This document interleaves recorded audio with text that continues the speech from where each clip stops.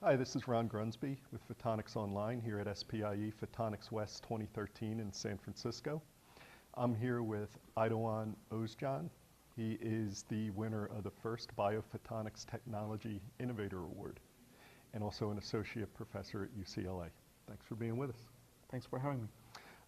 Being it was the first time that award was handed out, how does it feel to be chosen? It feels great and humbling, and I'm really grateful for SPIE and my colleagues and the awards committee. It's a great honor, and I accept it actually on behalf of all of the members of our research lab who have over the last many years contributed to various different ideas and technologies that we have been developing over the years. Okay. Tell us a little bit about your work at UCLA and the research group. My research at UCLA is focused on the use of computation for specifically telemedicine applications for high-throughput microscopy, high-throughput imaging applications. And we value computation because it's a commodity that's becoming extremely inexpensive, mostly through the cell phones that we have. Our cell phones, in terms of their computational power these days, the smartphones I'm referring to, they're actually better than some of the supercomputers of the 80s or even early 90s. Mm-hmm.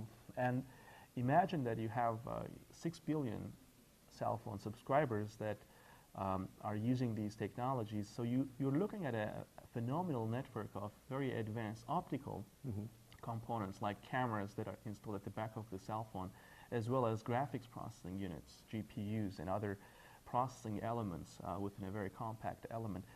So that gives us unique opportunities to bring in computation to the field through these cell phones and create some of the technologies that we enjoy in advanced laboratories into field use, into resource poor settings. And that's exactly the theme of my lab, where we literally tap into this resource in terms of its connectivity, in terms of its computational power and optical components to create new microscopes, new microanalysis devices, new things that can look at bodily fluids, count cells, sense bacteria, and things of this kind of biophotonics related technologies, so that we can leverage the strengths of these components even in field settings to create some advanced biophotonics technologies. Okay. What are some of the exciting technologies and innovations you've seen here at the show this week?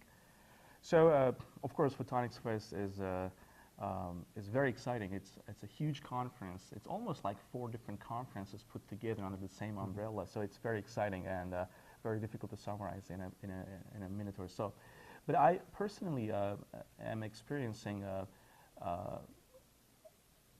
huge progress around especially imaging technologies, deep tissue imaging, super resolution imaging. In general, microscopy has been getting a huge attention recently because I think new theories, new understanding about the diffraction limit, about our conventional designs, how they can be improved, especially with new chemical assays, new fluorophores, new components, and as well as computational theories. I think those are opening up very interesting applications, very interesting demonstrations for optical imaging and microscopy in general, for whether it's deep tissue imaging, whether it's a merge of acoustics with light to give you hybrid systems which can eliminate the penetration depth issues with light and get benefit from acoustics and improve acoustics in terms of resolution. So those are, I think, very exciting areas where I'm looking forward to see more exciting results come out. Obviously, Photonics West has a lot of these elements to it. And there's obviously a lot of excitement both in the presentations and on the floor around medical imaging.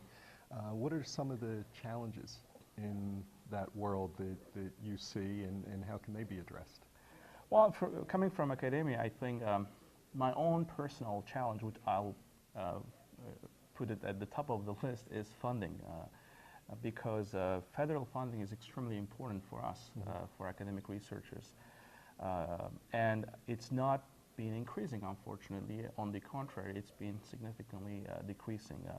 There is some budget cuts on the horizon that is really threatening academic life and the diversity and the innovation landscape in academia. So one personal challenge that I see in terms of new technology development, new pioneering work coming out of our universities, as well as training next generations of postdocs, researchers, engineers, next generation of essentially innovators, scientists. That is also being under threat right now because of this tight funding environment. I think those are extremely important for us to realize that without a healthy funding level, academia will not survive with its core functions of training next generations of engineers, scientists, and innovators, as well as generating the future of technology and science, because we need some flexibility, we need some core funding to have the same facilities work as before. And that is now under threat because of declining funding and even further budget cuts down the line. And I think that I see as something that we got to understand, that without academia functioning like these, the ecosystem will be broken. Companies cannot take the load, like the private industry cannot take the load without academia, because it's the coupling, it's the ecosystem that functions between, among these institutions, among these elements that create progress, essentially. And that, I believe, is extremely important for us to realize how valuable it has been for us for the last several decades, and how important it is for us for the coming decades. And what are some of the things that can be done? There are several things, I believe. First, academicians, the researchers, need to better communicate what we do. Why is it very good for the United States, or in general for the public? What are some of the major impacts that we have created over the last several decades for economy, for creation of new jobs? How we, with our technologies that are forming the foundations of bigger scale companies like revolutionary technologies, how we are at the core of those. We need to better communicate this message. We need to tell stories about that so that they can understand our role in the ecosystem, not just as teachers, as classroom teachers, because that in itself would not give us a balanced picture of what we do as, as academicians in the universities.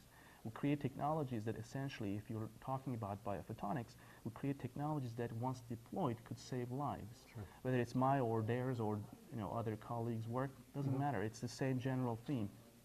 At the same time, whenever we get a new funding from NIH or NSF or the Army or Navy, that not only goes to creation of new information, new technology, but also training back, giving back to the society. We create jobs with those. We hire postdocs, we hire engineers, we train them, we hire graduate students. So immediately that money goes back to the economy, society, by taking people, creating jobs for them, a home for them, while they can, of course, earn some money, but at the same time get trained for being the next generation of innovators, the technology guys. And that's, I think, extremely important that academicians as a whole communicate better with the public, with the politicians, with the policymakers about how important to sustain this functional role of academia in the next coming decades. Otherwise, we'll just shoot on our own foot. Okay, I appreciate your time. Thank Pleasure. you. Best of luck with everything. Thanks.